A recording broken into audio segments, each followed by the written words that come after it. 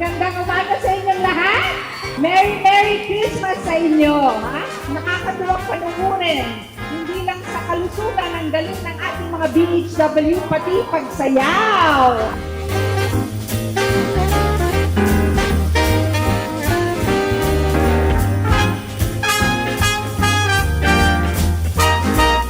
Kasi meron akong isang problema.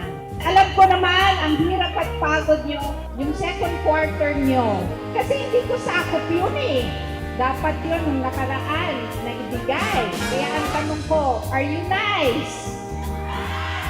Pero syempre, sigurado yung fourth quarter. Diba? Yung third quarter nabigay. Yung fourth quarter, okay. Yung second quarter, medyo nababahala ako ron.